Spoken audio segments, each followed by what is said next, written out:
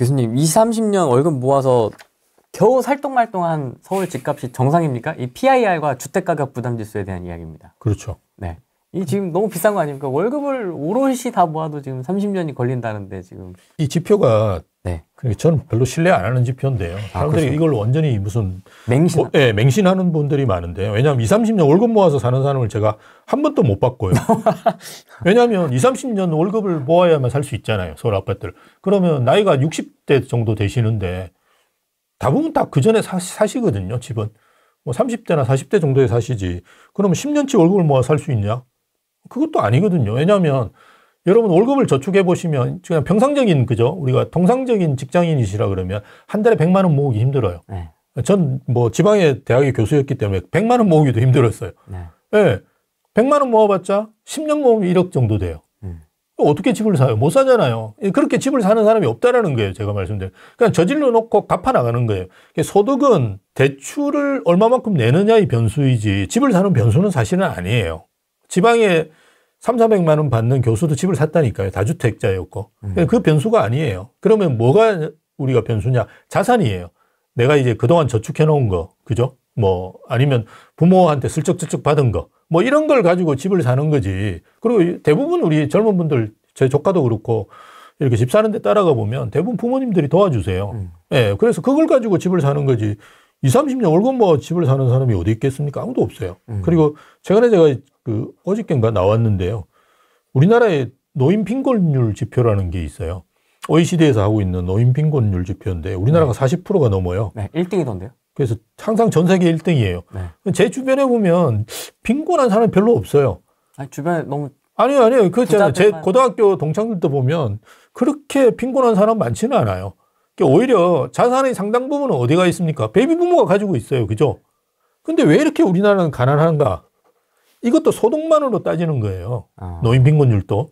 근데 우리가 60대 넘어가면 소득이 없잖아요. 대부분은. 네, 네. 그냥 국민연금 나오는 정도 수준인데 그동안 이제 저축해 놓았던 거 또는 연금 내 집 마련한 걸 가지고 주택연금으로 쓰거나 이런 걸 가지고 살아가기 때문에 노인 빈곤율이 높을 수밖에 없어요. 그래서 우리나라 이제 물론 이제 잘못되어 있는 자산의 구조죠. 왜냐하면 부동산에 좀 집중돼 있고 그죠. 뭐 현금 유동성 같은 거 확보를 잘 못하고 있는 이런 부분이 문제가 있는데 이거는 자산의 구조 조정을 해주면 되는 거지. 소득이 적다고 노인 빈곤율이 높다. 그래서 막 겁을 주면서 우리 정치 쪽에서 한쪽 사이드에서 계속 뭐 복지를 해야 된다 이렇게 이야기하는데요. 그거하고는 좀 잘못된 거예요. 그래서 제가 말씀드리는 건 뭐냐 그러면 우리가 자산도 있고 소득도 있어요. 자산이 전혀 없는 사람도 있겠지만 대부분은 우리나라 분들은 외국 분들에 비해서 자산이 많아요. 외국에는 정말로 그만둘 때 10,000불, 20,000불 가진 놈도 잘 없어요. 제가 보면. 예. 그리고 몇 천만 원 또 가지고 있는 놈이 없어요. 왜냐하면 걔들은 직업의 유연성이 굉장히 뛰어나기 때문에 고용의 유연성이 그냥 바로 하면 취업이 되거든요. 그럼 주 단위로 살아요. 애들이 대부분. 주급? 예, 주급으로 해가지고 주 단위로 사는데 우리는 그렇게 사는 사람이 거의 없어요. 사실은. 그래서 대부분이 자산을 가지고 있고요. 집 한 채도 가지고 있고 그다음에 월급 뭐 이런 걸로 하는 거기 때문에 20년, 30년 모아야 되는데 이 가격이 엄청난 거 아닙니까? 이게 대부분 하락론자들의 논리예요. 그래서 이 정도까지는 떨어진다. 떨어져야 된다. 떨어져야 된다는데 제가 집을 산 30년 전에도 집값은 높았고요. 제가 집 살 때도 야 이거 미친 가격이네 이렇게 이야기했어요. 10년 전에도 그랬고요. 20년 전에도 그랬어요. 앞으로도 그럴 건데요. 네, 계속 그럴 거예요. 집값은 높아요. 집값이 낮다고 생각하고 집을 사는 사람은 아무도 없어요. 그건 정말 금수저 몇천억이나 몇백억 있는 사람만 그런 거고요. 예, 그리고 제가 통계를 좀 말씀을 드리면 국민은행에 보면 통계가 있는 건데요. 내가 내 소득에서 어느 정도 집을 사느냐. 국민은행에서 대출을 많이 해주잖아요. 그래서 만들어 놓은 데이터를 보면 15배를 사요. 이게 우리나라 사람들, 서울에 있는 사람들 평균이에요. 자, 근데 우리나라 상위 한 10% 정도 되는 사람, 서울에 있는 집을 살려면 한 상위 10% 정도 되는 사람이 가능하다고 가정하고, 예, 왜냐하면 서울에 있는 아파트는 실제로 따지고 보면 상위 10% 정도에 돼요. 그래서 상위 10% 정도 되는 분은 1억이 넘어요. 우리나라 연봉만 해도 1억이 넘어요. 근데 두 분이 번다 그러면 거의 2억인데 뭐 그렇진 않고 한 1억 5천을 가정하더라도 15배를 산다고 생각해 보세요. 한 20, 30억을 사는 거예요. 그래서 집값이 적절해요. 그런 계산이 나오는군요. 제가 이런 말씀을 드리면 또 뭐 댓글에 또 온갖 욕을 다 하겠지만 어쨌든 지금 현재 우리가 실질적인 데이터 뭐 20배가 어떠니 저떠니 이런 데이터가 아니고요. 실질로 소득에 대해서 어느 정도 높은 집값을 사느냐 하면 15배 정도의 집값을 삽니다. 그걸 가지고 우리가 한 1억 정도 버는 분들, 뭐 부부가 벌면 사실은 평균 소득을 하더라도 1억 정도 된다고 보시는 게 맞거든요. 그런 분들이 살 수 있는 거는 15억 정도의 집은 사실 수 있다. 그래서 소위 하락론자들이 이야기하는 50% 폭락해야 된다. 이거는 조금 과하다. 예, 그렇게 보시는 게 맞아요. 예. 50%가 떨어질 때까지 놔두지 않을 것 같은데. 아무도 안 나눠두죠. 10%만 떨어져도 들어올 사람들 많아요. 그러니까 현장을 잘 모르고 하는 소리죠. 제가 이제 하도 대학에 오래 있다 보니까 계속 이제 어디 나가면 그 댓글들에 나와 있는 게 보면 아니 이 사람은 현실을 너무 모르네 이렇게 이야기하는데요.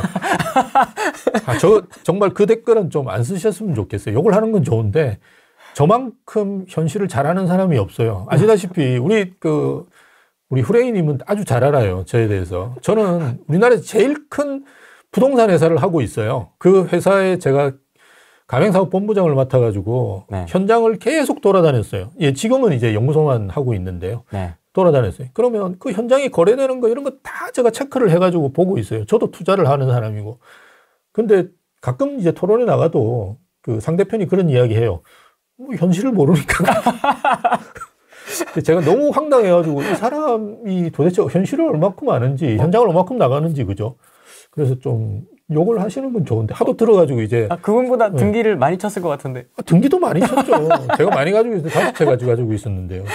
근데 그게 아니라 저는 그 투자를 안 하더라도 네. 현장은 저희가 알 수밖에 없어요. 저는 뭐 직방이라든지 이런 정보 플랫폼이 아니라 저희는 현장을 다루는 중개 플랫폼이에요. 그래서 중개가 뭐 저희가 몇백 건씩 하는데 한 달에 그거를 계속 저희가 주시하고 있는 사람인데 제가 그렇게 하겠습니까? 그러니까 전혀 현장을 제가 제일 잘합니다. 뭐 생각이 여러분하고 다를 수는 있는데 네. 제가 현장에 있는 이야기들을 많이 해드리려고 노력하죠. 어느 순간부터 이제 정보가 엄청나게 많아졌어요. 네. 그냥 뭐 한 1, 2년 투자가 성공한 분들도 다 전문가라고 이제 막 기어 나오고 있어요. 네. 전 진짜 30년 동안 건설산업연구원 들어간 게 2005년이니까요. 1995년이니까 딱 30년 됐거든요.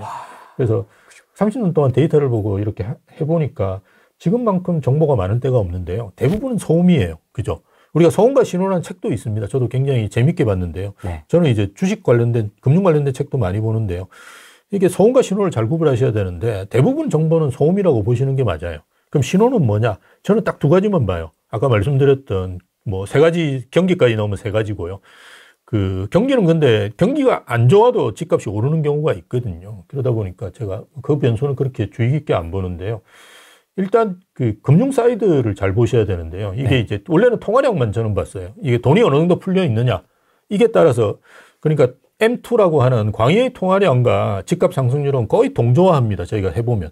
네, 그래서 그 변수를 주는 게 중요하고요. 최근에 이제 금리 변수도 중요해요. 예전에는 금리가 올라도 가격이 오를 때가 있었어요. 그거는 왜 그러냐 그러면 금리가 오른다는 건 어떻습니까? 경기가 좋다는 말이에요. 경기가 좋으니까 이 과열을 잠재우기 위해서 정부 차원에서 정책금리로서 이걸 올리는 거거든요.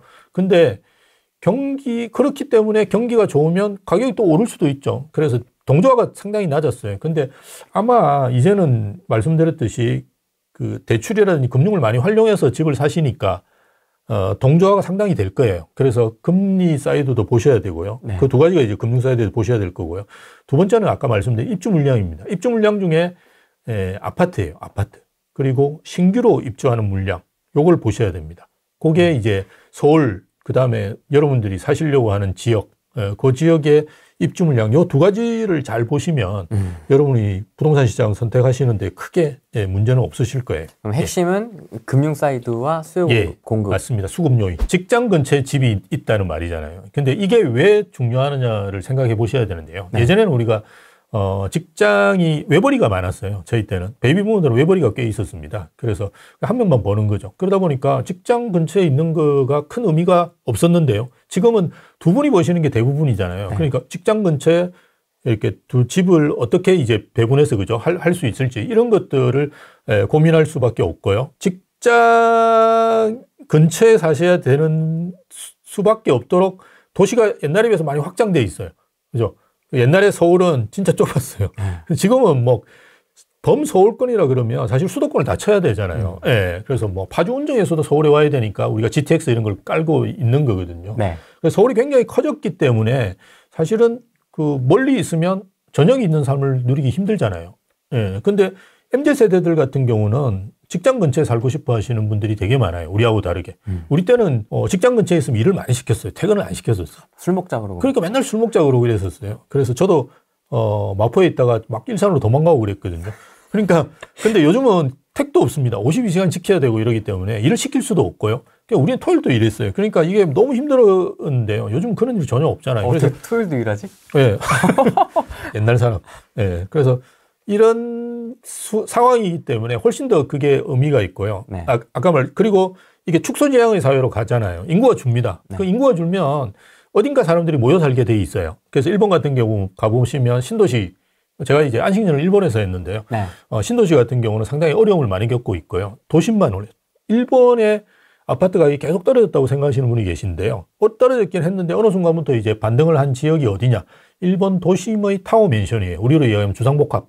예, 이런 상품들은 꽤 올랐고 계속 지금 또 오르고 있습니다. 그래서 도심에 MZ세들이 모여 사는 거는 본인들이 원하는 게 다 그쪽에 있고, 그리고 최근에 이제 뭐 앱이나 이런 걸로 해서 많이 이제 생활 편의시설을 활용하는데 이런 것들이 빨리빨리 될 수 있는 데가 사실은 도심이거든요. 물론 우리나라는 저 뭐 캠핑장 가서 막 이렇게 불러서 오는 특이한 나라이긴 한데요. 외국의 대부분의 국가들은 도심에 몰려 있어야 이런 서비스를 이용할 수 있어요. 예, 그러다 보니까 MZ세들도 굉장히 도심에 몰려 살고 싶어 하고 이런저런 요인 때문에 직장 근처에 몰려 사셔야 되는 거는 이제는 아주 필수적인 거다. 그러면 어떻게 해야 직장 근처에 가셔야 된다라는 거예요. 그럼 투자도 직장 근처에 있는. 그렇죠. 그렇게. 그렇게 되네요. 자, 3도심이 되게 중요하잖아요. 근데 3도심이 왜 3도심이겠습니까? 일자리가 제일 많은 지역이라서 그렇잖아요. 그래서 강남, 뭐 여의도, 그다음에 광화문 이런 데가 일자리가 많기 때문에 서울에서 3도심이라 해서 지금도 계속 그죠? 정부에서도 3도심이라고 하고 있습니다. 네. 근데 3도심은 비싸잖아요. 네. 그럼 어떻게 해야 되느냐? 아까 말씀드린 7광역 중심 같은 경우를 이렇게 좀 7광역 중심도 마찬가지입니다. 그래서 그런 지역으로도 이제 확장하시더라도 어쨌든 일자리가 많은 곳 또는 일자리가 앞으로 많아질 곳 이런 데들을 이제 사시면 투자 차원에서 좋겠죠. GTX가 뚫렸기 때문에 이제 예. 지방 수도권 이제 GTX 노선이 연결되는 지역들도 좀 오르는 거 아닙니까? 예, 최근에 이제 오르는 데가 네. 보니까 GTX 때문에 네. 이렇게 반등한 데가 꽤 있더라고요. 네. 그래서 그거는 의미는 있어요. 의미는 있고 GTX가 완전히 뭐 무시할 변수는 아닌데요. 네. 저는 GTX가 뚫리면 더 의미 있는 데가 어디냐? 강남이에요. GTX를 놓는 목적을 여러분 생각하셔야 되는데요. 네. 정부에서 GTX를 왜 까느냐? 도심과의 접근성을 강화하기 위해서라고 GTX 사업 목적에 딱 나와 있어요. 그래서 도심과의 접근성을 강화하기 위해서, 그래서 우리가 보통 인구라 그러면 서울은 인구가 계속 유출되고 있잖아요. 예, 그래서 올해도 뭐 아마 몇만 정도 유출될 건데요. 우리가 생활 인구라고 있는데요. 이 통계는 여러분 서울시에 들어가서 보실 수 있어요. 생활 통계는 서울에서 직장 생활을 하는 분들, 뭐 서울에 낮에 계시는 분들, 예, 이런 분들 통계인데요. 계속 늘어요. 그리고 1,000만이 훌쩍 넘어요. 예, 그러니까 GTX를 뚫어가지고 파주운정, 자꾸 파주운정 말씀드려 죄송한데 어쨌든 파주운정에 사시는 분들 같은 경우 서울에 들어와야 되잖아요. 왜? 직장이 있으니까. 네. 그리고 끝나고 나면 바로 집에 가시겠냐? 그것도 아니란 말이에요. 뭐 이렇게 돌아다니시다가 뭐 업무도 보고 뭐 저녁도 드실 때도 있고, 그죠? 업무 협의도 하시고 뭐 이러다 보면 계속 그 서울 도심이 강화가 되지. 파주운정은 정말 우리가 생각하셔야 될 게 뭐냐? 장기적으로 보면 베드타운이겠죠, 그죠? 거기 만약 인구가 계속 주는데 파주운정에 서울과 같은 시설들이 계속 들어올 거냐? 그건 생각하기 힘들죠. 그러니까 GTX를 하더라도 그 지역이 오르는 건 한계가 있을 거예요, 분명히. 그럼 어디가 좋아질 거냐? GTX가 만나는 현재 뭐 EF까지 만든다고 하는데 네. 그거는 제가 살아있을 동안 보기 힘들 거예요. 여러분도 그걸 잘 생각하셔야 되고요. 예, 최근에 이제 뭐 김포 5호선 연장하면서 제가 말씀드렸는데 네. 제가 70, 80대도 보기 쉽지 않을 거다. 왜냐하면 그 계획이 10년이에요. 뚫리는 게 2034년 뭐 이렇거든요. 근데 계획대로 안 되잖아요. 네. 대부분 계획에서 정말 심하게 늦어지면 5년, 10년 늦어지거든요. 그러니까 한 20년 후면 저가 한 80대거든요. 그때 내가 이걸 연장선을 볼까 말까 그런데도 계속 보면 김포하고 검단하고 싸우고 있어요. 그래서 네. 싸우지 마시고 빨리 해도 당신들 살아있는 동안 볼까 말까 하다. 그런 이야기 했는데요. GTX 나머지 거는 사실 의미가 없어요. 그래서 지금 현재 이제 하고 있는 것만 좀 의미 있다고 보셔야 되는데요.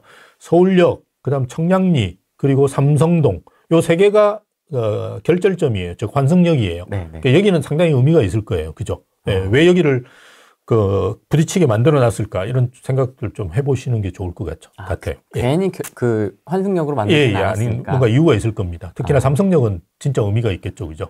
그리고 최근에 강남은 원래 우리가 강남이라고 그러면 어딥니까? 대치동이라든지 이런 쪽이 원래 압구정도 이런 쪽이었는데요. 반포로 조금 동쪽으로 좀 가고 있어요. 예, 강동이 개발되면서. 그래서 삼성역 쪽이 사실은 강남구에서 거의 끝이잖아요. 예, 그러니까 좀 가고 있거든요. 그래서 왜 그렇게 만들어 놨는지를 좀 생각해 보시면 삼성동에 엄청난 개발 사업이 많이 들어가고 있어요. 그죠?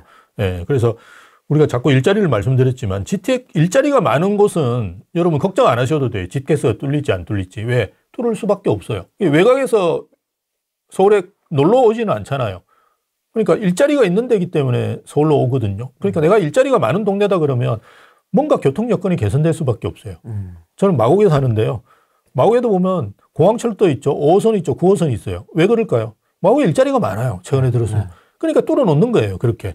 그래서 일자리가 많으면 뭐 내가 GTX 목을 맬 필요가 없어요. 당연히 다 생기게 됩니다. 그래서 일자리가 중요하다고 말씀드리는 거예요.